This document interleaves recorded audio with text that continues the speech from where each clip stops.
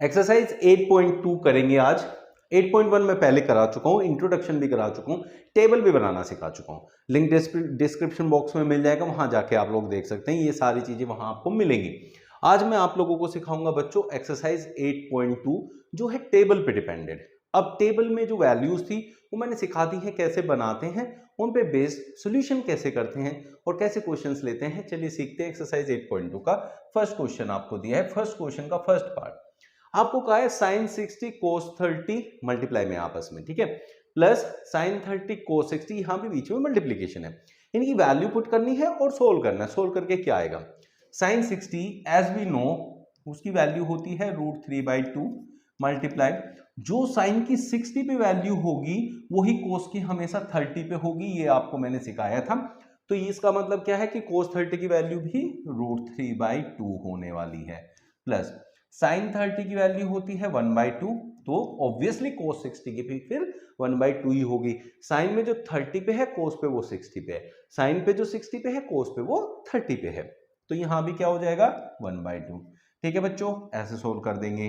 √3 की √3 में मल्टीप्लाई, देखिए जब भी रूट की दो सेम वैल्यू मल्टीप्लाई होती है तो वहां हमेशा रूट उसका हट जाता है। 2 2 जा 4 प्लस 1 1 जा 1, 2 2 जा 4, इट इज एलसीएम लेंगे तो 4 आया बच्चों, दोनों में सेम वैल्यू, नीचे 4 एलसीएम बन जाएगा, ऊपर 3 + 1 हो जाएगा, दैट इज 4/4 = 1। कट करेंगे, वैल्यू आ गया 1। तो फर्स्ट क्वेश्चन का फर्स्ट पार्ट, जिस किसी को भी डाउट आएगा कमेंट बॉक्स में लिख दीजिएगा, I will definitely take your doubts in next class.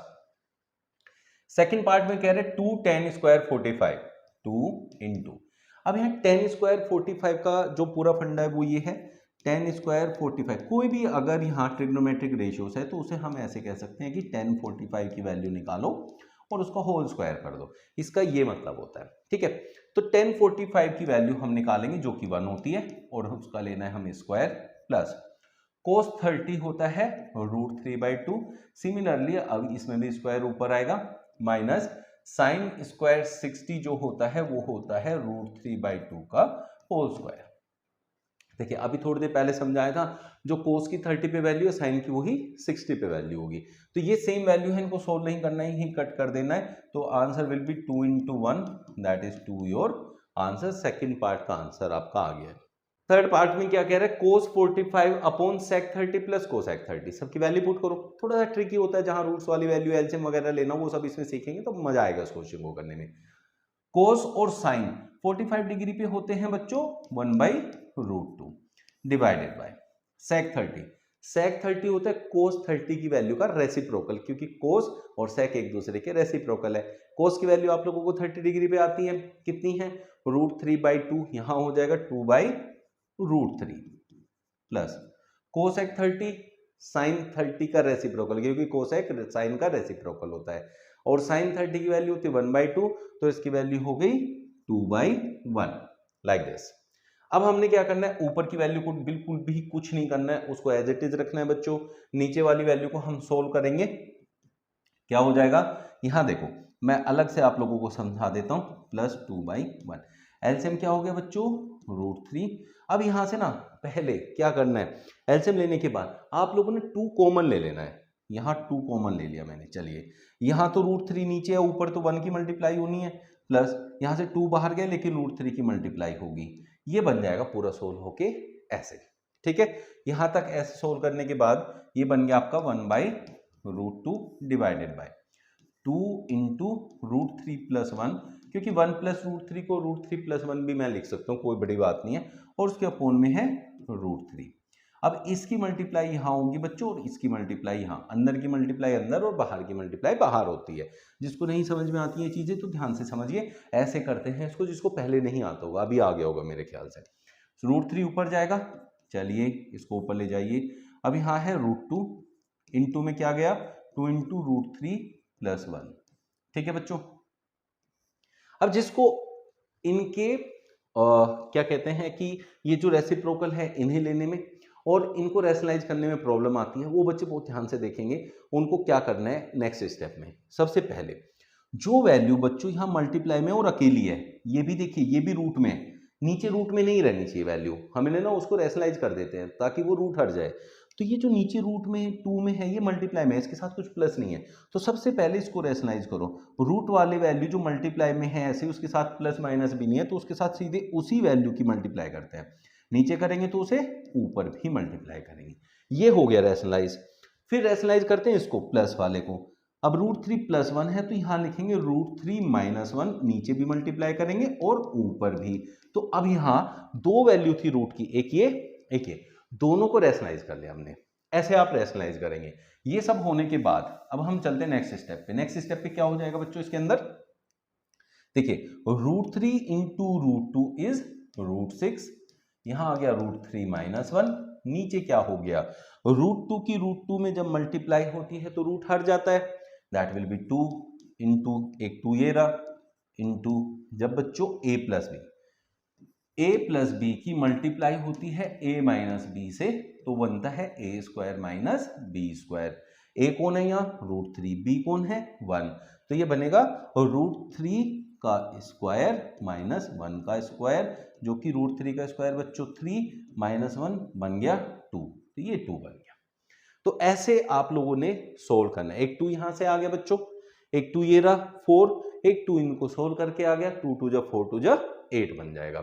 तो ऊपर क्या करना है, नीचे तो बन गया 8, ऊपर क्या होता है इसकी मल्टीप्लाई इसमें करो। जब भी √6 की मल्टीप्लाई √3 में करोगे तो दोनों रूट में रहेंगे, अंदर मल्टीप्लाई 6 3 जा 18, तो हो गया √18 माइनस √6 की 1 से करेंगे तो √6। आप ऐसे इस ऊपर ऐसे भी छोड़ के अपॉन में 8 लिख सकते हैं और ऐसे भी लिख सकते हैं, दोनों सही है। आप दोनों में से कोई भी आपका आंसर छोड़ सकते हैं। नीचे सोल्व करके 8 लिखना है, नीचे नहीं रखना है आपको रूट में। फोर्थ पार्ट देखें, sin 30 + tan 45। sin 30 की वैल्यू 1/2 होती है बच्चों, पुट कर देंगे, प्लस tan 45 1 होता है, माइनस cosec 60। अब sin 60 का क्या होता है रेसिप्रोकल, sin 60 क्या है √3/2, तो ये हो जाएगा 2/√3। अब फिर से वही एलसीएम लेने में, रेसिप्रोकल करने में और फिर उनको रैशनलाइज करने में बड़ी दिक्कत आती है। वही चीज को हम यहाँ सीख रहे हैं, जब ये समझ में आ जाएगा तो फिर दिक्कत नहीं आएगी। अब यहाँ क्या है बच्चों sec 30। sec 30 क्या कहता है, वो कहता है cos 30 का रेसिप्रोकल हूं मैं, और cos 30 क्या कहता है √3/2 है हमारी वैल्यू 30 डिग्री पे, तो यहाँ हो जाएगा 2/√3, ठीक है ना बच्चों। प्लस cos 60 होता है बच्चों √3/1/2, माफ कीजिए, ये होता है 1/2, प्लस cot 45 होता है 1। अब इसको सोल्व कर लें। सोल्व कैसे करेंगे, एलसीएम लेके। देखिए ऊपर नीचे यहाँ क्या है, ऊपर वाले में जो फ्रैक्शन है यहाँ नीचे क्या है 2, यहाँ √3, तो एलसीएम क्या बनेगा 2√3। इस पूरे का एलसीएम हो जाएगा 2√3। जब हम नीचे बात करते हैं तो यहाँ भी देखिए 2 और √3 है, तो यहाँ का एलसीएम भी होगा 2√3, ठीक है बच्चों। अब यहाँ 2 है, √3 नहीं है, तो √3 की इसमें मल्टीप्लाई करेंगे, √3 × 1 इज √3। इसके नीचे तो कुछ भी नहीं है, तो इसमें दोनों की मल्टीप्लाई होगी, दैट इज प्लस 2√3, और माइनस यहाँ 2 है, यहाँ नीचे √3 है, तो ऊपर 2 की मल्टीप्लाई होगी, दैट इज 4। सेम यहाँ होगा 2√3, यहाँ √3 है तो इसमें 2 का मल्टीप्लाई होगा, 4 + 2 है तो यहाँ √3 का मल्टीप्लाई होगा, और यहाँ तो दोनों का होगा 2√3। ये सारी वैल्यूज आपकी बन गई, ठीक है बच्चों। अब देखो जब यहाँ देखिए पहला स्टेप ये रहा, दूसरा, तीसरा, चौथा, जब ऐसे अपोन के अपोन के अपोन के अपोन में देते हैं तो सेकंड वाले से हम फोर्थ वाले को कट कर सकते हैं, इसमें कोई दिक्कत नहीं होती है, ठीक है। एक √3 है, यहाँ 2√3 है, तो टोटल कितने √3 है हमारे पास 3√3, तो ऐसे ऐड कर सकते हैं जब सेम होते हैं। तो ये क्या बन गया 3√3 - 4 डिवाइडेड बाय, यहाँ कितना हो गया बच्चों 4, प्लस में 3 + 2√3 हो गया 4 + 3√3, ऐसे कर सकते हैं हम इसको। तो ऊपर पहले क्या लिखा हुआ है 3√3, तो जो प्लस में होते हैं उनको हम इधर उधर लिख लेते हैं, कोई इशू नहीं होता। तो इसको नीचे वाले को भी मैं 3√3 + 4 लिख लेता हूं। मैंने जानबूझ के पहले वैसे लिखा था ताकि आप लोगों को पता चले कि आप लोगों को भी अगर ऐसी प्रॉब्लम आती है तो क्या करना है। ये होने के बाद नीचे जो वैल्यू है वो रूट में नहीं रह सकती, तो इसलिए हमें इसे करना पड़ेगा रैशनलाइज।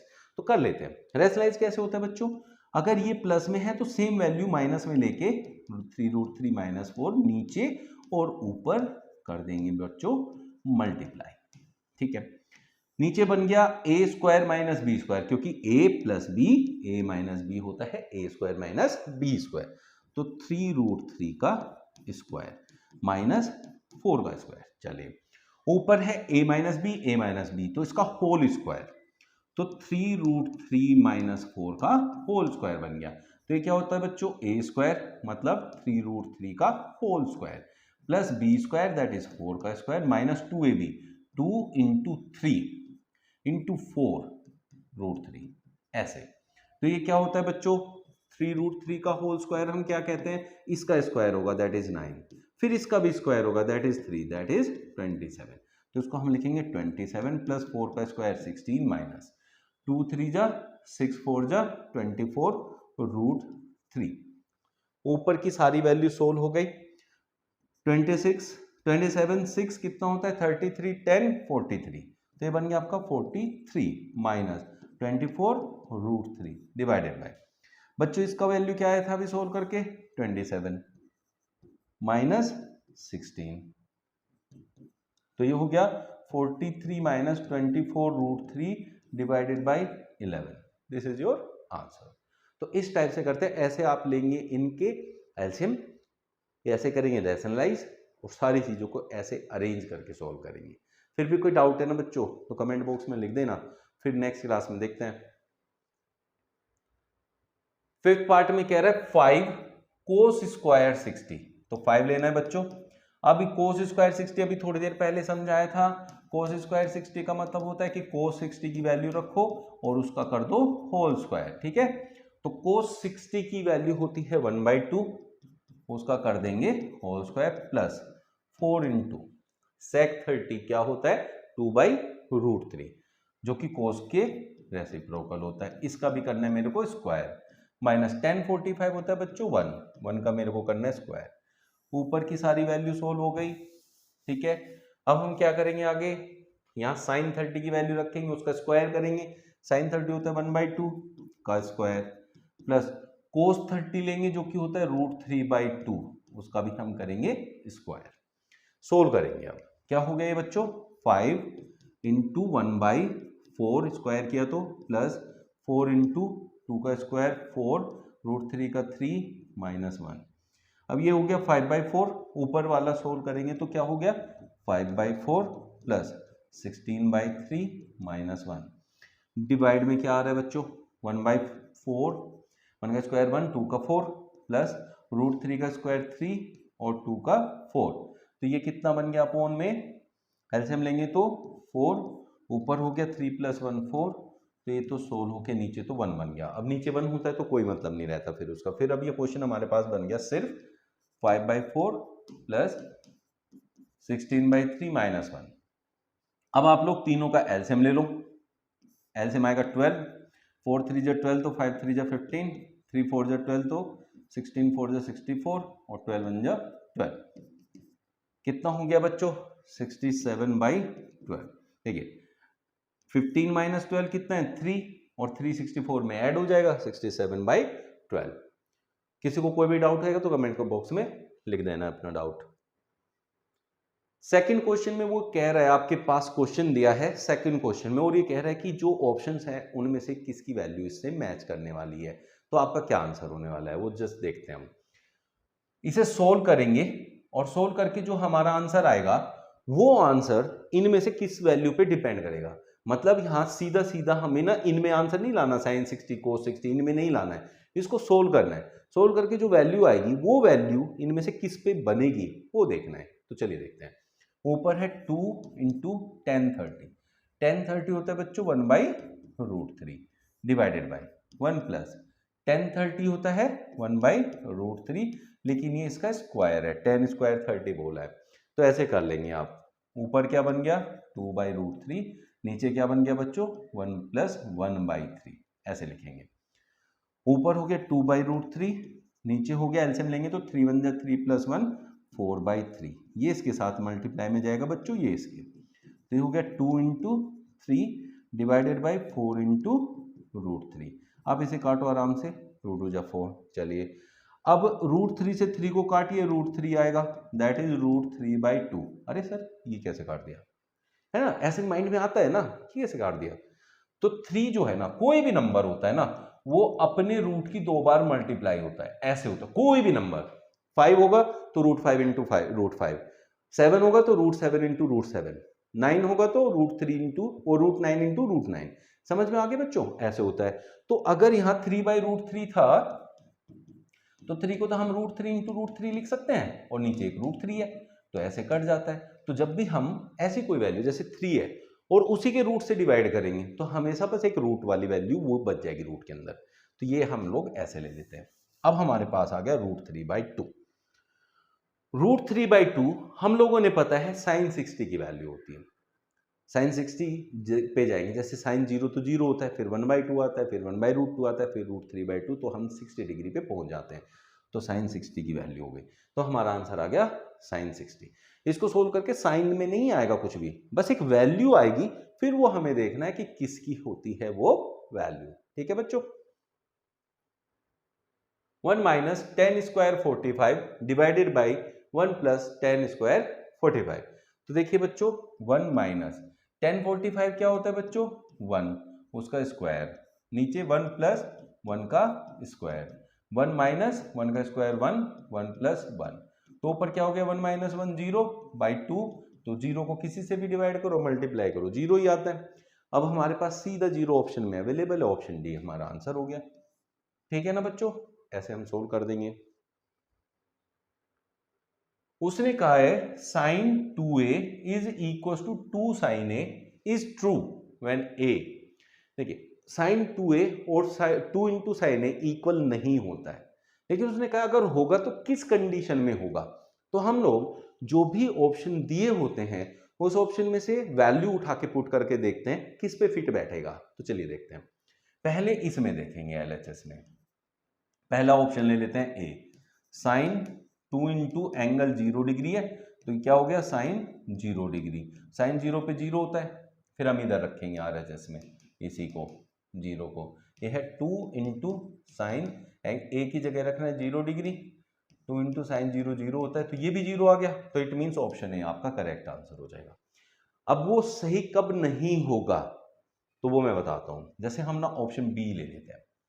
अब यहाँ क्या है एलएचएस में, एलएचएस में क्या है बच्चों, साइन 2a है, ए की जगह हमें 30 डिग्री लेना है, तो हो गया साइन 60 डिग्री, और साइन 60 होता है बच्चों √3/2। उधर है 2 इंटू साइन ए, अब ये आरएचएस सोल्व कर रहा हूं मैं, 2 इंटू साइन ए की जगह तो मुझे 30 डिग्री लेना है, तो 2 इंटू साइन 30 होता है 1/2, 2 से 2 कैंसिल हो गया, 1 आ गया, जबकि इधर √3/2 आया तो इक्वल नहीं हुआ। ऐसे आप लोग फाइंड कर सकते हैं वो कौन सी वैल्यू पे इक्वल बनेगा। 2 tan 30 degree upon 1 minus 10 square 30 degree, तो कौन सी वैल्यू पे सोल्व करके जो भी वैल्यू आएगी तो कौन सा ऑप्शन उसको जो है जस्टिफाई करेगा। चलिए देखते हैं। 2 इंटू टेन 30 की वैल्यू होती है 1/√3 अपॉन 1 माइनस 1/√3 का होल स्क्वायर, 10 30 1/√3, 10 60 √3, उल्टा होता है वैल्यू 1/√3 √3, 30 60, याद रख लीजिएगा। 2/√3 डिवाइडेड बाई, ये क्या बन गया बच्चों 1 माइनस 1/3, 1 का स्क्वायर 1, √3 का स्क्वायर 3, 3 1 जा 3 माइनस 1 इज 2/3, तो यहाँ क्या लिख सकते हैं 2/3। अब बच्चों ये बीच वाली वैल्यू बीच वाले से मल्टीप्लाई होती है, नीचे वाली वैल्यू ऊपर मल्टीप्लाई होती है, तो हम क्या लिखेंगे 2 इंटू 3 डिवाइडेड बाई √3 इंटू 2 से 2 कट गया। फिर से मैंने जो सिखाया वही, √3 को 3 काटोगे तो √3 आएगा, जो कि होती है आपकी किसकी वैल्यू 1060 की। अभी तो सिखाया था 1030 1/√3, 1060 √3, तो ये आंसर हो गया आपका ऑप्शन सी। ये बहुत अच्छा क्वेश्चन है, बहुत इंपॉर्टेंट है, 10th क्लास में पूछा जा सकता है इस बार 2024 वाले जो बोर्ड्स का एग्जाम होगा। तो जो भी बच्चे कर रहे हैं इस एक्सरसाइज का ये क्वेश्चन जरूर करके जाइए। इफ 10a प्लस बी √3 है और 10a माइनस बी 1/√3 है, तो आप लोगों ने बताना है कि a और b की वैल्यू कितनी है। तो बच्चों ऐसे क्वेश्चन में क्या करना है, 10a plus B equal to, अगर यहां ये क्या है, ये है 10, ये है उसका एंगल, 10 का एंगल क्या है यहाँ a प्लस बी, तो इधर जो वैल्यू दी है वही वैल्यू हमें टेबल में से देखना है कि 10 में कितने डिग्री पे आती है? तो √3 जो है 10 में आती है 1060 डिग्री पे। तो 1060 जैसे कहीं भी अगर आपके पास लिखा है 1060 डिग्री तो आप लिखोगे इक्वल्स टू में इसकी वैल्यू तो √3 होती है, ऐसे लिखोगे ना। तो अगर यहां √3 लिखा है तो हम उसे 1060 भी तो लिख सकते हैं। तो ऐसे क्वेश्चन में हमें जो वैल्यू दी होती है उसको इस फॉर्म में हमें बनाना होता है 1060 डिग्री। अब यहां देखें 10 इधर है 10 इधर है, तो इट मींस अगर हम कंपेयर करें तो a प्लस बी 60 के इक्वल आ गया। तो समझने के लिए क्या है कि 10 से 10 काट दिया तो a plus B equal to 60 ऐसे, लेकिन काट नहीं सकते हैं। बट समझने के लिए है कि 10 से 10 कट जाए तो क्या हो गया a plus B equal to 60। तो हम कहेंगे on comparing both sides, on comparing both sides. तो बच्चों क्या हो जाएगा a plus b is equal to 60 degree, एक वैल्यू।